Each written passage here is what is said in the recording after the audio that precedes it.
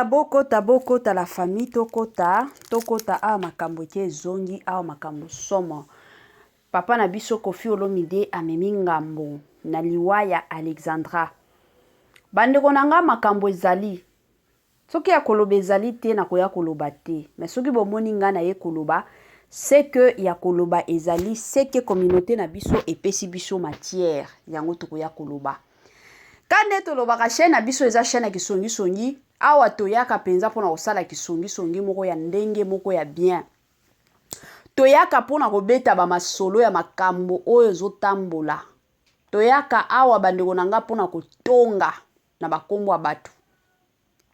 Kisongi songi na biso eza nango ya miso polele, eza te keno kisongi songi moko ya kobata mate. Eza kisongi songi moko eza nango ya miso polele bandeko nango oyo tolobaka miso polele. Lelo oyo toye pona kotonga papa na biso Koffi Olomide. Ebele ya batu toyebi Koffi Olomide aza moko ya ba musicien ya mboka na biso, moko ya ba musicien oyo asepelisaka ebele ya batu. Tomonaka banzembo ya Koffi Olomide ata ba papa ba mama ba bina kango. Papa na biso Koffi Olomide elobe ata batu mosusu ke papa Koffi Olomide aza mutu moko alingaka matalana, alingaka beze. Siko na situation oyo ya kokufa Alexandra, est-ce que eza ya solo makambo papa na biso Koffi Olomide asali eza kaka pona matalana, eza kaka na koluka beze, to eza ke yepe ayoki pasi parce que eza situation moko elelisi ebele ya ba Congolais.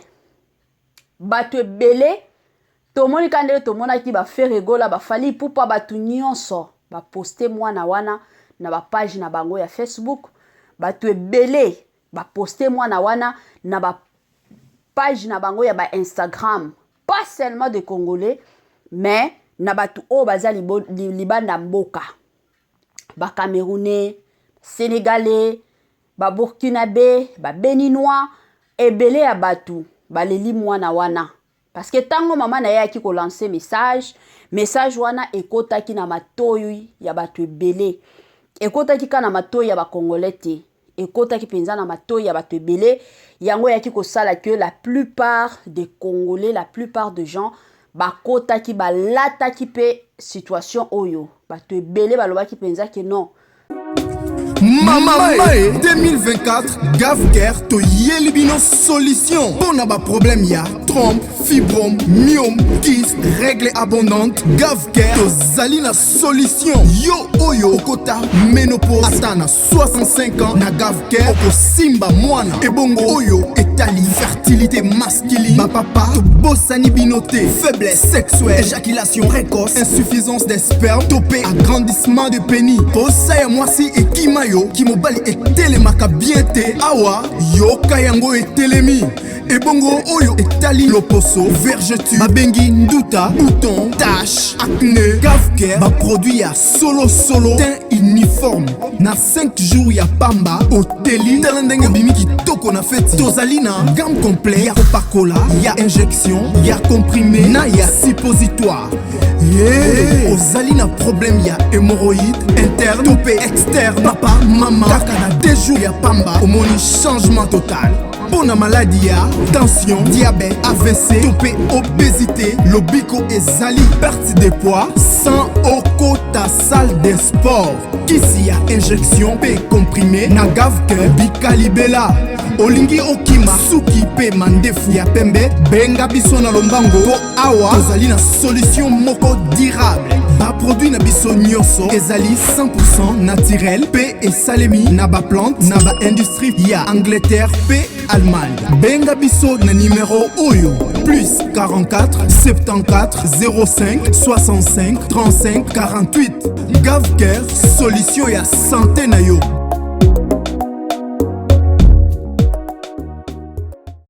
Moi sensibilisation quand ndenge ezalaka na système moko bien, na système moko bio, na système moko kitoko. Gavker ayeli biso ba solution ya kilikili. Gavker ayeli biso ba solution ya kafu. Balobi na Gavker bika na yo libela, na Gavker okosimba na yo mwana, na Gavker bota ndenge olingi na ndenge moko bien to na système moko ya kitoko penza mingi makasi. Na ebiteni netungisaka yo, na ebiteni nesalaka yo pasi makasi eloko kana osenga na yo kota na Gaf Cœur bandeko na nga place ba solution ya kilikili pe ba solution ya kafu kafu ezali. Voilà. Bonjour, bonsoir et surtout bon après-midi. Et cela ne dépendra qu'à l'heure à laquelle vous allez nous suivre. Bienvenue surtout sur notre chaîne Kisongi Songi officielle. Bienvenue na ba onyo so yakala. Bienvenue na ba onyo so yasika. Boye imalamu na ba tunyo so yasika. Toyebi ke boza ebele o bolandaka Kisongi Songi officielle. Bandeko nanga soki oza mutu liboso mutu sika plutôt ya kokota na chaîne na biso. Na osenga na yo o s'abonner massivement. Tango ozo s'abonaka bongo kobosa na pete ko klikaka sur ngonga ya notification.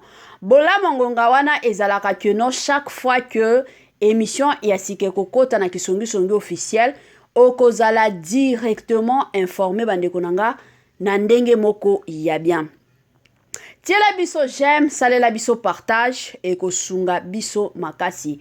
Objectif na biso eza que tuto silisa mois ya octobre oyo to totaliser 5000 abonnés. Bandeko nanga na soutien na bino na bolingo na bino et osala keno 5000 abonnés et okoka d'ici fin ya mois ya octobre na bandenge moko ya bien penza mingi makasi.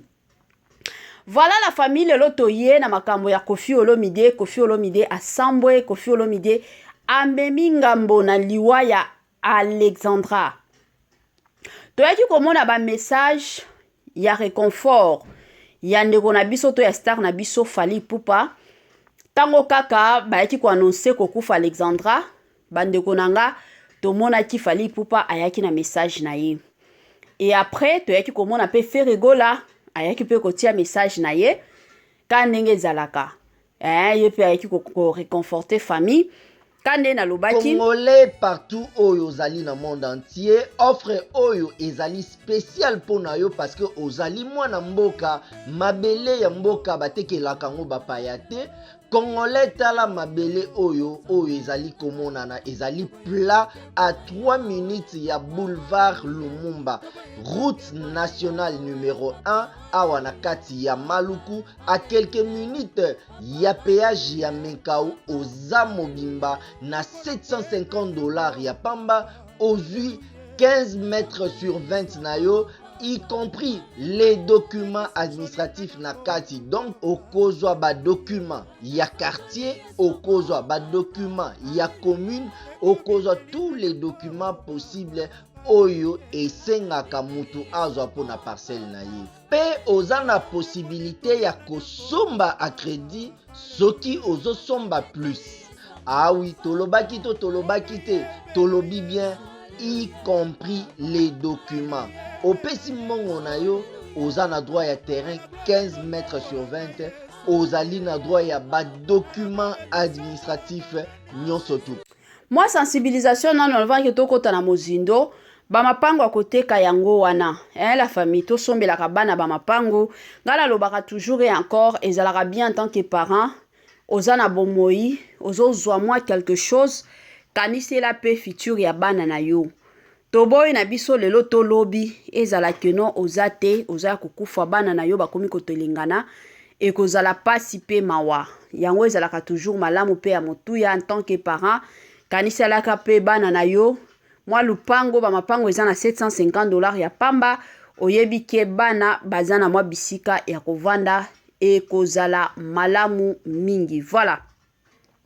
Tokota na sujet na biso tokota na makambo oyo tobeta masolo makambo Koffi Olomide amemi ngambo kande na bando loba Ferregola na Fally Ipupa bayaki kotia ba message na bango ya réconfort na ba page ya Facebook na bango elelo toye kolala tolamuki toye komona pe na page ya Koffi Olomide aye kobimisa nzembo azoyembelango nani azoyembelango Alexandra bandeko nanga esali mwa mbutu na ba réseaux sociaux pas possible ebele ya batu baye kofinga Koffi Olomide balobi plus de 300 personnes o bakufi na lac Kivu toyaki komona Koffi Olomide place oyo asalela bango nzembo te mais kaka na liwa ya Alexandra aye kobimisela ye nzembo mais batu o bakufi na lac Kivu Koffi Olomide ata message ya encourager, message ya réconforter ba congolais to ba famille ya ba oyo ya bango bakufi asaleli yango te, mais azwi ka makasi ya koya kobimisa nzembo.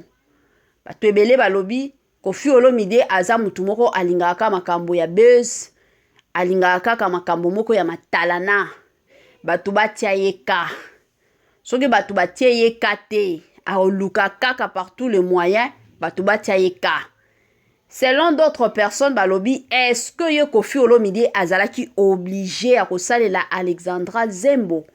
Bandeko nanga wana ezaka motuna kande bato baoloba. Nga pe na ye nango epa na bino.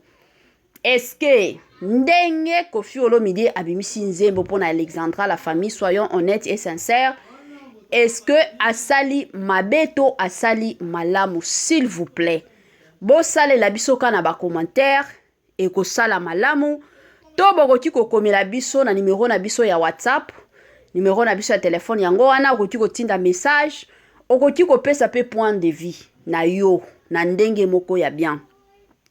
Selon ngai la famille, komona Koffi Olomide lelo aye kobimisela Alexandra Nzembo, na omona nanga mabete.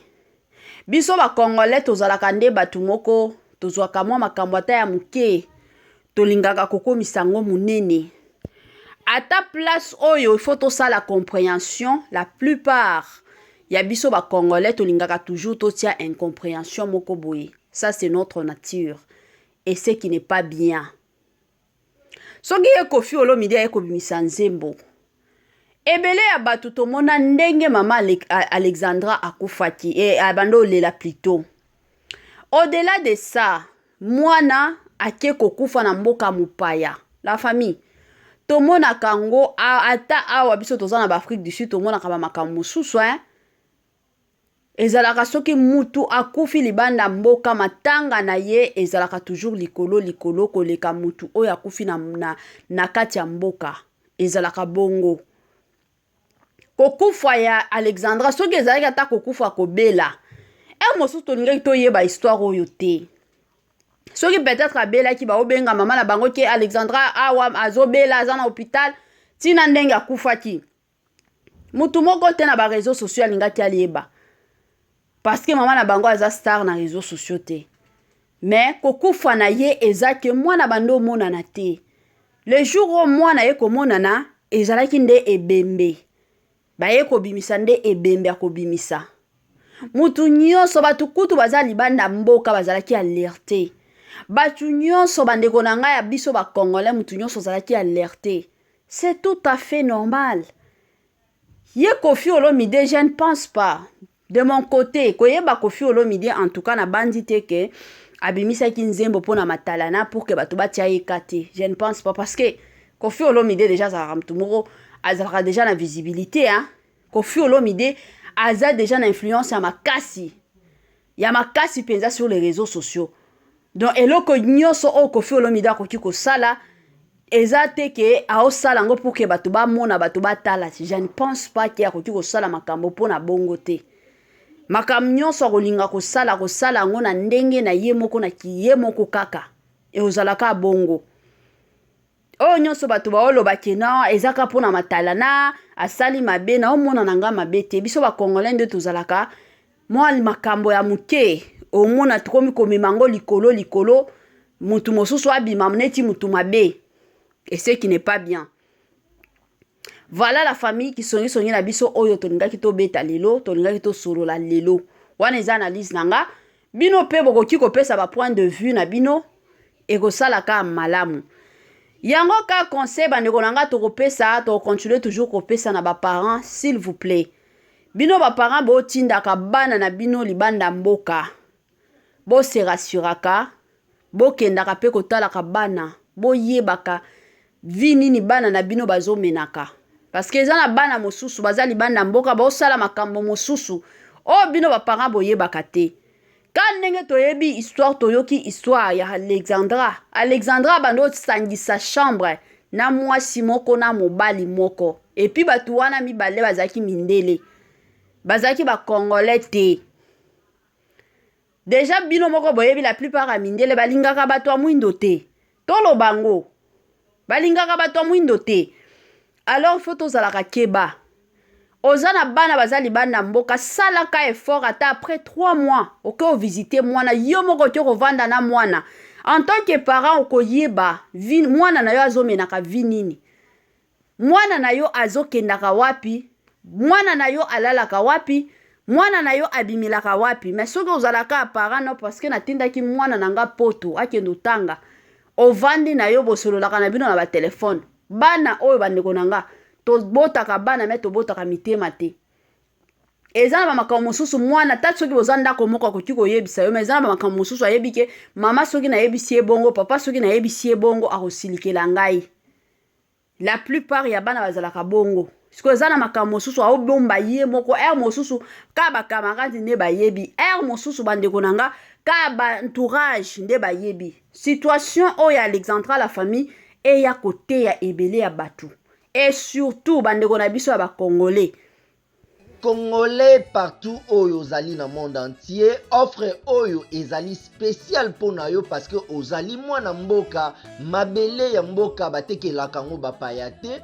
Congolais tala mabele oyo ezali komonana ezali plat à 3 minutes ya boulevard Lumumba, route nationale numéro 1 awa na kati ya Maluku, à quelques minutes ya péage ya Menkau oza mobimba na $750 ya pamba, ozui 15 mètres sur 20 na yo, y compris les documents administratifs na kati. Donc okozwa ba documents ya quartier, okozwa ba documents ya commune, okozwa tous les documents possibles oyo esengaka mutu azwa pona parcelle na ye. Pe oza na possibilité ya kosomba a crédit soki ozosomba plus. Ah oui, tolobaki te, tolobi bien, y compris les documents. Opesi mongo na yo, oza na droit ya terrain 15 mètres sur 20, ozali na droit ya ba documents administratifs nyonso tout.